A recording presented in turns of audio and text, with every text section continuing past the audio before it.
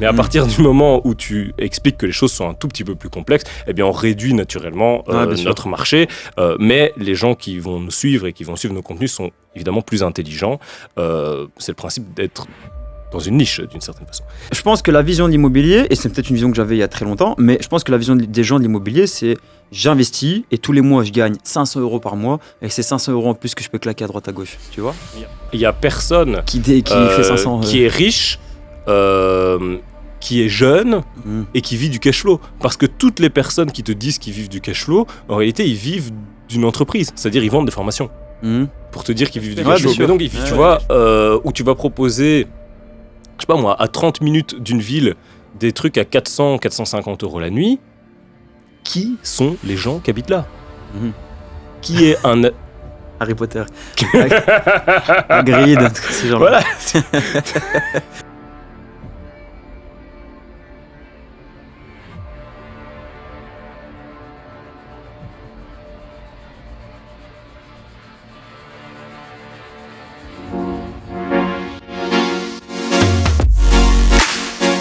Bonjour et bienvenue dans ce nouvel épisode de La Goutte d'eau décodage où on aimerait partager avec vous combien rapporte réellement un investissement immobilier. Parce que quand on parle d'investissement, on entend souvent parler de cash flow. Uniquement le cash flow, et ce serait le cash flow qui serait le saint graal et qui permettrait de gagner énormément d'argent avec l'immobilier. Or, en réalité, et c'est ce qu'on va démontrer dans cette vidéo, c'est pas le seul élément avec lequel on gagne de l'argent dans l'immobilier, et d'ailleurs, c'est certainement celui qui a le moins d'importance. Est-ce que tu peux éventuellement, pour les gens qui savent peut-être pas ce que c'est, développer ce qu'est le cash flow ? Oui. Alors, on verra la vidéo donc en 5 points, d'accord, okay. Où on détaillera justement les 5 aspects dans lesquels on gagne réellement de l'argent dans l'immobilier, et le cash flow fera partie de ces points-là. Ce qu'on appelle cash flow, généralement, c'est le rendement. Donc, c'est-à-dire, tu as un bien, et lorsque tu as payé toutes tes charges, eh bien, il va te rester un disponible qui sera l'équivalent de ton loyer, d'accord ? Et ce disponible, c'est ce qui c'est ce qui sera en réalité ton cash flow, d'accord ? Et donc, tu auras payé tes charges, tu auras payé tes différentes assurances, etc. Tu auras également payé tes impôts, et puis derrière, tu auras donc ton cash flow. D'accord ? C'est l'équivalent des bénéfices pour une société. Voilà, on peut voir ça de cette façon. Ok. Alors, quand on parle d'immobilier, donc on parle très souvent de cash flow, mais en réalité, ce qui rapporte le plus d'argent dans l'immobilier, c'est pas du tout le cash flow, et comme on va l'expliquer, c'est l'amortissement du capital. Okay. Alors, qu'est-ce qu'on appelle l'amortissement du capital ? On va prendre un exemple. On a un bien à 200 000 €, d'accord, sur lequel on va faire un crédit. Eh bien, pendant la durée de ce crédit, tous les mois, le locataire va rembourser une partie des intérêts et une partie du capital. Et en réalité, ce qui nous rapporte le plus d'argent, c'est le capital qui est remboursé, qui est de l'argent qui n'est pas liquide. Mais c'est le capital qui est remboursé. Donc, on va faire un calcul simple. Tu as 200 000 €, d'accord ? On va dire que tu fais un investissement sur 20 ans, d'accord ? Eh bien, si on prend le cas d'un investissement avec un remboursement de capital qui est constant, d'accord ? Ce que la plupart des gens ne font pas, mais tu prends un remboursement de capital qui est constant. Donc, c'est-à-dire tous les mois, tu rembourses le même montant de capital, d'accord ? Eh bien, ça veut dire tu vas rembourser tous les mois 830 € de capital. Donc, ton locataire... Prends un exemple fictif, ton locataire te paye 1 200, d'accord ? Toi, ces 1 200 vont payer 830 € de capital. Ça va payer, admettons, je donne des chiffres, on va dire quelque chose comme 400 € d'intérêt, d'accord ? Et donc, 1 200 moins 800 moins 400, tu arrives en cash flow 0. Imaginons maintenant, tu arrives à faire louer ton bien 2 000 €, ce qui est pratiquement impossible, mais tu arrives à faire louer ton bien 2 000 €. Eh bien, tu as 2 000 € moins 830, qui est le capital que tu rembourses, d'accord ? Toujours tes 400 d'intérêt, donc on arrive à 1 200, et puis derrière, il va te rester de nouveau 800 €, d'accord ? 800 € qui sera ton cash flow. Mais tu vois que la partie qui est la plus importante qu'on rembourse, c'est le capital. C'est l'argent qu'on est en train de mettre de côté tous les mois. Et il est impossible, avec un bien que tu vas louer, un bien que tu vas acheter 200 000 €, de le faire louer 2 000 €, à moins d'avoir un mode d'exploitation qui sera agressif. D'accord ? Et ça, on reviendra là-dessus juste après, lorsqu'on parlera des différents éléments, dont notamment le cash flow. Et donc, comme je disais, le point le plus important, je ne sais pas si pour toi ça te semble clair, mais le point le plus important, c'est le remboursement du capital. C'est ça qui t'enrichit réellement. Ce qui veut dire que lorsqu'on te parle de faire un crédit sur une longue durée, en te disant « Ah, c'est pas grave parce que de toute façon, ça va être le locataire qui rembourse les intérêts », en réalité, tu n'es pas gagnant parce que tu rembourses moins de capital. Mhm. Tu vois? Parce que si le crédit est sur 25 ans, mais tous les mois, tu vas rembourser moins de capital. Ouais. Et donc, tu ne vas pas être gagnant. Alors que si Donc- tu as un crédit qui est plus court, eh bien, tous les mois, tu vas rembourser davantage de capital. Et c'est l'élément au sein de notre camembert où on a, si on prend un camembert dans lequel on va mettre les poches de ce qui nous rapporte le plus, donc, je spoil un petit peu, mais donc, le cash flow, le rendement et l'appréciation, le cash flow, l'appréciation et l'amortissement du capital, en réalité, la poche qui nous rapporte le plus, c'est l'amortissement du capital. Mais ça veut dire que le premier moyen d'augmenter la façon dont tu gagnes de l'argent sur une location, c'est d'écourter un maximum ce crédit. À 2500%. D'accord. Et C'est l'inverse de ce que te disent tous les aficionados du cash flow. Mais ce qu'il faut faire, effectivement, c'est avoir une durée de crédit qui sera plus courte.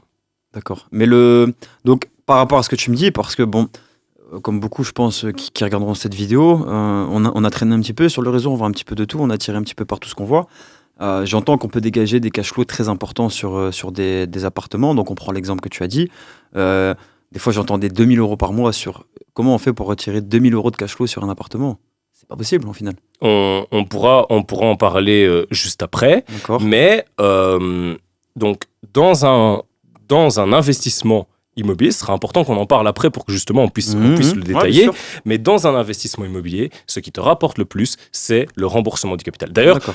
pour avoir déjà discuté à plusieurs reprises avec mon banquier à ce sujet-là, il me dit effectivement, si tu as l'opportunité de faire un crédit qui soit plus court, mais fais un crédit qui soit plus court parce que tu vas pouvoir rembourser plus vite.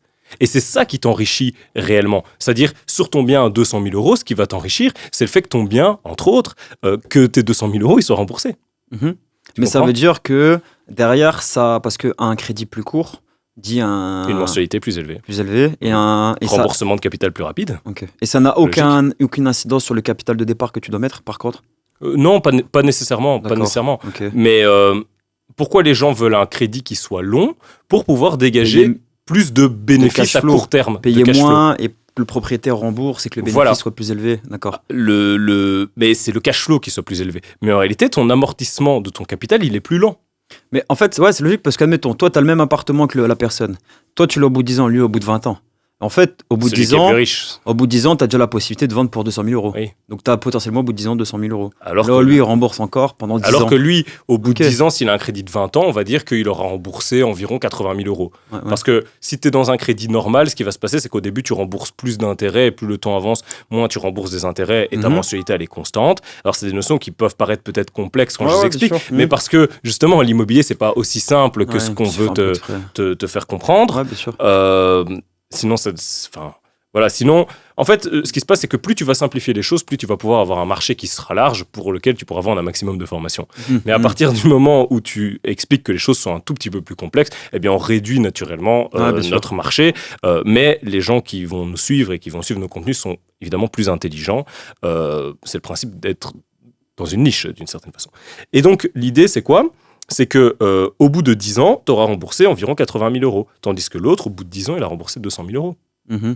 Et donc, tu es plus riche en ayant 200 000 euros que celui qui en a 80. Ah, parce que tu accèdes à ton patrimoine plus rapidement. En fait. Exactement. Ouais. Et parce que, en réalité, l'immobilier, c'est quelque chose qui se fait sur le temps long et pas Mais- qui se fait sur le temps court. Et en fait, c'est ça qui est intéressant. C'est parce que du coup, c'est encore cette question de. Et à un moment, il ne faut pas tout vouloir tout de suite. Mhm.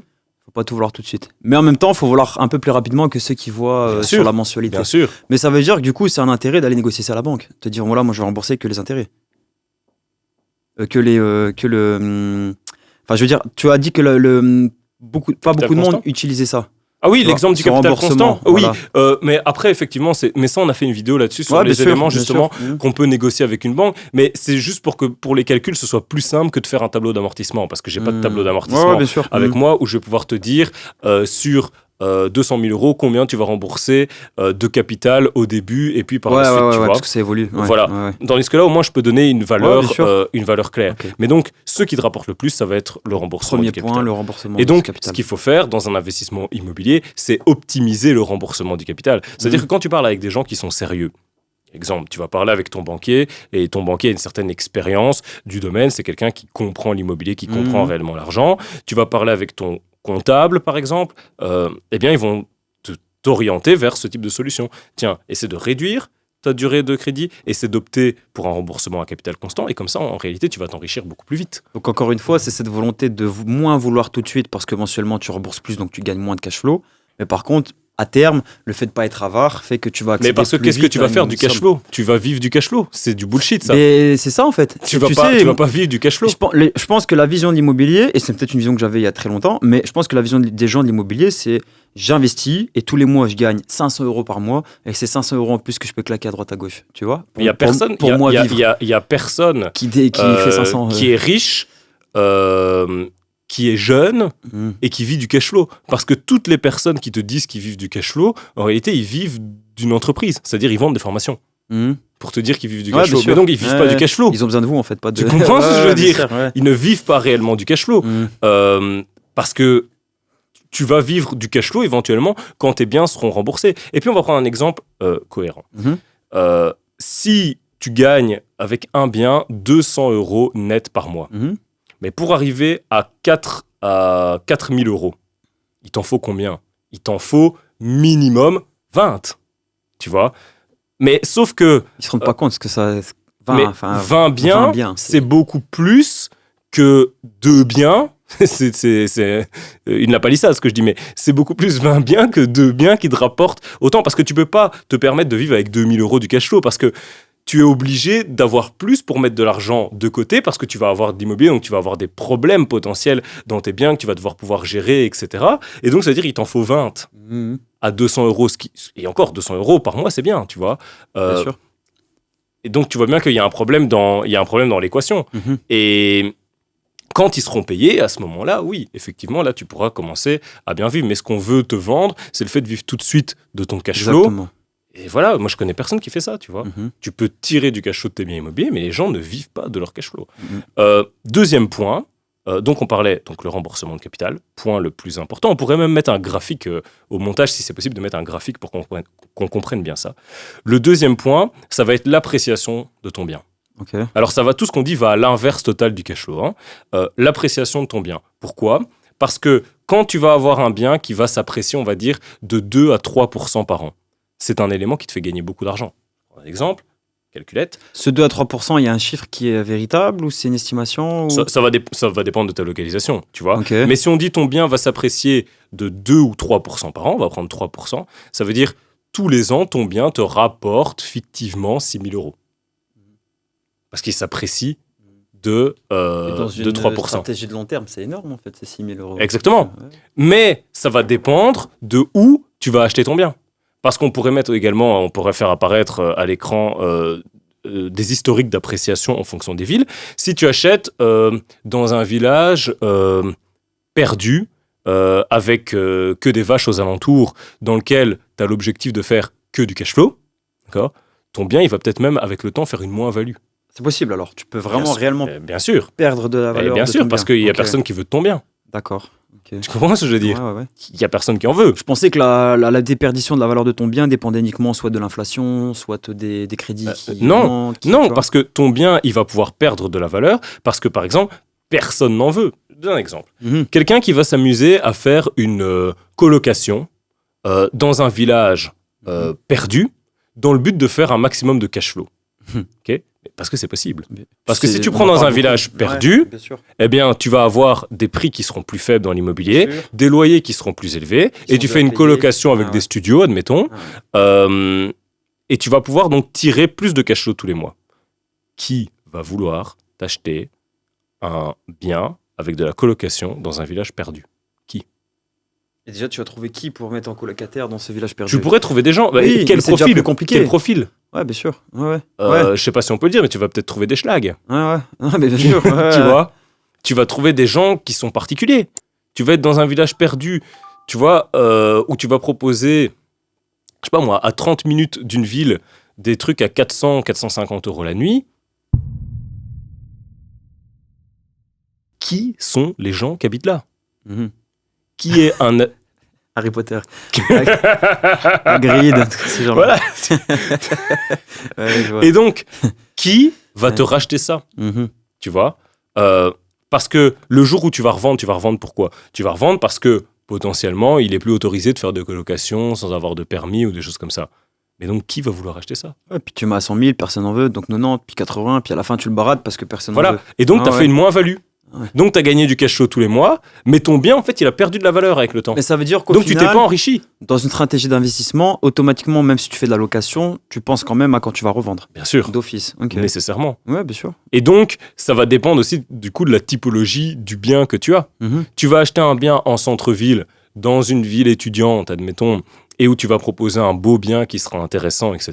Ce bien-là, il a de grandes chances d'être assez liquide, de se vendre facilement, et derrière, d'avoir une valeur qui augmente. Mhm. Je vais prendre un exemple. Nous, dans notre ville, en centre-ville, il y a beaucoup de logements avec des cotes. Alors, les cotes, Ouais. c'est un mot belge, je crois, mais qui sont donc des petites Logements étudiants. habitations pour les étudiants. Eh bien, Qui à l'époque était présenté comme un business incroyable. voilà. Eh Ouais. bien, aujourd'hui, ces bâtiments-là se vendent beaucoup et il y a certaines difficultés à les vendre. Pourquoi? Parce que notamment la ville et l'université, enfin je pense que c'est l'université, a décidé d'installer un grand complexe avec énormément de logements étudiants qui mettent eux-mêmes à disposition, qui sont beaucoup plus aux normes, qui sont beaucoup plus carrés, etc. Et donc aujourd'hui, plus personne, enfin si tu parles avec des acteurs sérieux du marché, je parlais avec justement un architecte qui est spécialiste dans cette ville et qui travaille beaucoup dans cette ville-là, d'ailleurs qui vient chez nous, Ok. et il me disait, plus personne ne veut de ça aujourd'hui. Mhm. Et donc ceux qui ont ça aujourd'hui, ils ont peut-être potentiellement une moins-value, parce Ouais, que par plus rapport à personne ne veut l'époque. acheter des cotes. Mhm. Tu vois? Donc aujourd'hui, ça se vend pour rien. Mais encore plus à l'époque où c'était justement coté. Peut-être que là, ça Jeu de mots. coûtait un peu Donc cher. ça coûtait cher, donc t'as acheté très cher parce qu'à l'époque c'était la mode et aujourd'hui ça vaut plus rien. Voilà. T'es perdant quoi. Mhm. Donc, tu vois, c'est quelque chose qu'il faut avoir en tête. C'est est-ce que tu es dans une stratégie de long terme ou est-ce que tu es dans une stratégie de court terme? Mais de Moi, toute j'ai façon- toujours dit depuis le début, moi, je suis contre le fait d'acheter des trucs comme ça, des logements étudiants, parce que, par exemple, je me dis, tiens, à long terme, est-ce qu'il y aura encore des Ouais, tu universités? m'as expliqué. Est-ce que les gens iront encore à l'université? l'école Ou est-ce que les choses vont se faire davantage, justement, en numérique, ligne, mhm. etc. Et donc, ta localisation, elle est super importante. Et ça, on voit trop de gens dans des formations sur Internet, etc., qui te présentent des biens perdus dans des villages de 3000 habitants, où ils te font de la location saisonnière, de la location courte durée, ou de la colocation, où ils te disent « Ah, je gagne plein d'argent ». D'accord, mais le jour où tu veux vendre ton bien, qui va te l'acheter? Mais c'est parce que je pense qu'ils jouent avec les chiffres et que nous, comme on n'a pas de formation, tu sais, ils jouent avec ça dans le sens où, regarde, la maison, elle coûte que 90 000 euros. J'ai fait 40 000 euros de travaux, je la loue autant, tac, boum. Donc nous, on voit que les chiffres, tu vois, Mhm. parce que c'est ce qui est vendeur. Mais derrière, sur l'investissement long terme, de toute façon, est-ce que finalement, c'est possible de faire de l'immobilier court terme? Très compliqué, sauf C'est si tu as pas- beaucoup de capital. C'est pas ce qui est... c'est pas ce qui est recherché dans le cadre de l'immobilier, tu vois. Mm, mm. Euh, Donc c'était le deuxième point. alors, je vais faire un petit calcul parce que j'aime bien faire des calculs en temps réel. Imaginons maintenant, donc, troisième élément, ça va être donc le cash flow. C'est quelque chose qui va te rapporter de l'argent. C'est Forcément. important C'est de pas le numéro prendre un. en compte. Mais en réalité, c'est pas tellement le cash flow qu'il faut calculer, c'est plutôt quel sera ton rendement net. Ok. Donc, ce que tu vas essayer de faire, c'est d'optimiser malgré tout ton rendement net. Et donc, ça sera vraiment l'argent que ton bien va dégager tous les mois, eu égard au loyer que tu vas proposer et en prenant en compte toutes Mhm. les charges que tu vas avoir. Et ça va également être un levier de ton enrichissement, mais qui justement n'est pas le principal, Mhm. à contrario du remboursement de capital et de l'appréciation. Et selon toi, qui du coup a cette vision très réaliste des choses, selon toi, sur quoi tu joues justement pour que ce cash flow il évolue un petit peu? Mais Sachant qu'on en a parlé. Hein. ouais, On en a mais parlé dans on une en a vidéo. parlé, mais ça va vraiment dépendre donc de ton mode d'exploitation. Mm. Si tu vas vers un mode d'exploitation qui sera agressif, on va dire, tu vas aller sur de la location courte durée, tu vas aller sur de la colocation, eh bien, ce qui va se passer, c'est que potentiellement, tu vas détruire ton bien Mhm. pour pouvoir proposer ça. D'accord? Si tu proposes, j'ai vu ça il y a pas longtemps sur Internet, une cinéma room. Donc, c'est-à-dire, les gars, ils ont acheté un logement, tu vois, dans un endroit, et ils en font un cinéma. D'accord? Et aujourd'hui, ça rapporte de l'argent. Ils ont détruit le bien, parce que tu vas jamais revendre un cinéma room. Mhm. Tu vas devoir revendre un appartement. Mais donc, ce bien-là, aujourd'hui, il rapporte pas mal de cash flow. Et c'est très bien. Et je critique absolument pas leur façon de faire. Je trouvais d'ailleurs la vidéo très sympathique et très agréable. Mais étant donné qu'ils ont détruit la valeur du bien, parce que le jour où ils vont vendre leur cinéma room, c'est parce qu'il y aura par exemple des autorisations qui interdisent, des interdictions dans la ville qui interdisent de faire tel ou tel type d'exploitation, ou alors d'autres se seront mis sur le marché. Eh bien, ce jour-là, ils vont avoir des difficultés à revendre leurs biens, Ils vont devoir le brader du coup pour que. potentiellement. Tu Donc vois. sur l'instant c'est bien, mais à long terme c'est. Et donc là, ouais. c'est une balance à faire entre Ouais. Est-ce que tu gagnes plus sur l'instant? est-ce que tu gagnes vraiment plus grâce à ça? J'ai pas leurs chiffres, donc je sais pas te le dire, tu vois. Mais c'est quand même quelque chose qui est important à pouvoir garder en tête. Si maintenant, par exemple, tu fais de la location saisonnière dans un centre-ville avec un bien que, malgré tout, si tu devais le mettre en location classique, il continuera de rapporter de l'argent et que, en plus de ça, ce bien-là, il ne t'a pas coûté trop cher, d'accord? Et là, tu fais une très bonne affaire. Et que ta location saisonnière ne te demande pas trop de travail de gestion, pourquoi pas? Ouais. Tu Ouais, je vois. comprends. Mais si tu as dû détruire ton bien ou faire un bien qui ne correspond plus à une typologie classique pour avoir ce mode d'exploitation, tu risques d'avoir des difficultés plus tard. Et donc, potentiellement, accuser une moins-value, tu vois. Ok. Comme je disais, je pense qu'on en parlait, moi j'ai un logement là que je suis en train de refaire, dans lequel je suis en train de prévoir qu'on puisse faire une colocation, mais en réalité le logement il peut faire une colocation, mais il peut aussi très bien servir en location classique à Ouais, l'heure donc actuelle. toi, dans Parce que j'ai rien mis de spécifique Sur ta stratégie d'aménagement, tu l'aménages.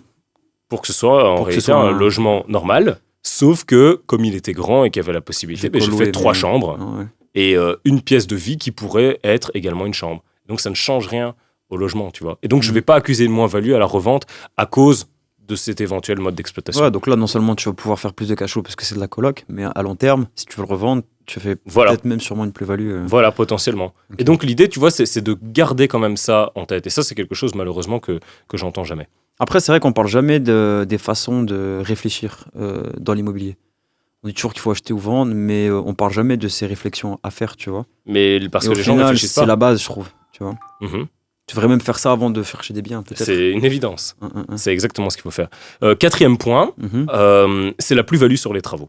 Plus-value sur les travaux. Voilà, ça, c'est un moyen aussi de gagner de l'argent dans l'immobilier. Mais on parlait donc, tu as le remboursement du capital, d'accord? On parlait de l'appréciation dans le temps, on parlait du rendement, mais après, un autre élément, c'est justement la plus-value latente Mhm. qui va être liée à la valeur ajoutée de tes travaux.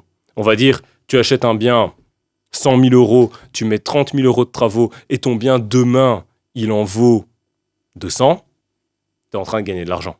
Parce qu'il t'aura coûté 130, il en vaut 200, donc tu as gagné virtuellement 70 000 si tu es capable de vraiment le revendre 70 Mais 000 ça veut euros dire plus cher. que la façon dont toi tu vas utiliser cet argent pour faire des travaux, il a un intérêt dans la plus-value. C'est Ça veut ça. dire que tout dépend comment tu utilises ces 30 000 euros. Il va jouer dans justement ton enrichissement. Parce que en créant de la plus-value latente, en réalité, tu deviens plus riche. Mhm. Tu vois, Mhm.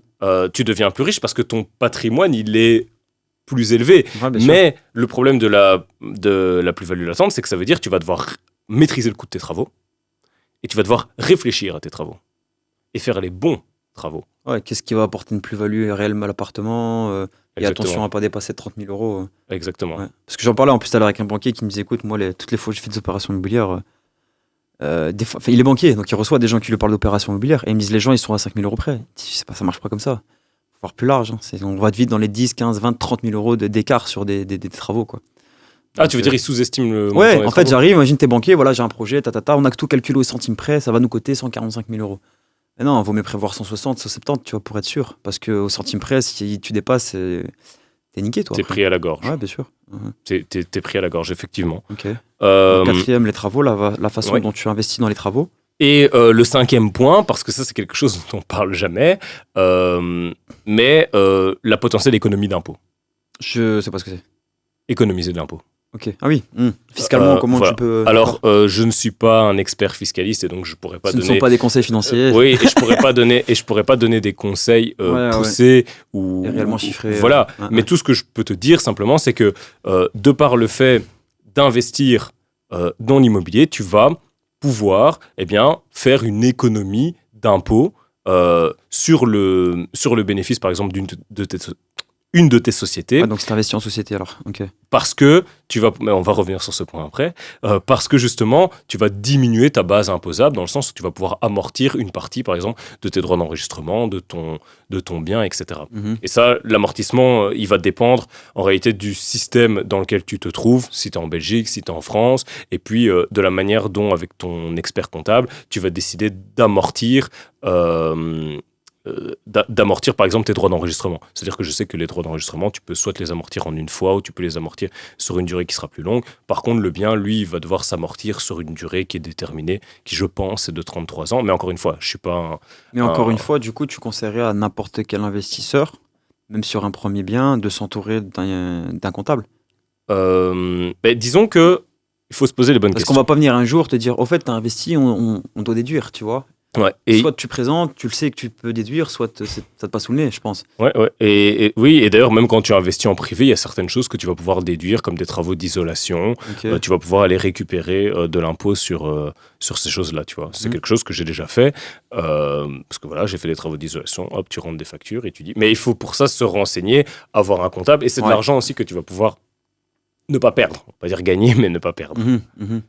Mais effectivement, oui, la question à se poser, c'est est-ce qu'on a investi en privé ou est-ce qu'on a investi en société? Quelle est la grosse différence? J'ai un avis qui est tranché sur la question et j'ai prévu d'inviter.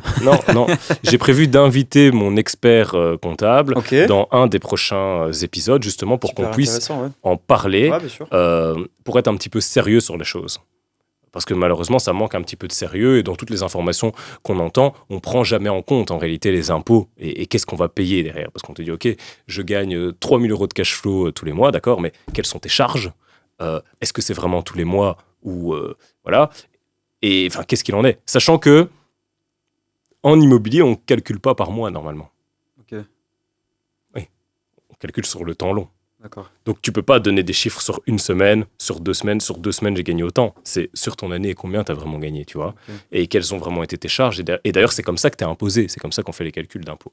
Mais ça, on en parlera lors d'un Parce qu'encore une prochain fois, tu épisode. reviens à ce cash flow. Si demain tu gagnes 3 000 euros de cash flow et que tu en dépasses 2 800 et qu'à la fin de l'année on te dit tu dois autant d'impôts, mon ami, tu vas perdre de l'argent, quoi. Au final, Potentiellement. alors que tu pensais en gagner beaucoup plus, quoi. Potentiellement, si t'es pas bien accompagné, etc. Et donc, ce qui compte, c'est pas juste la rentrée, c'est aussi quelles vont être les dépenses derrière, tu vois. Mhm.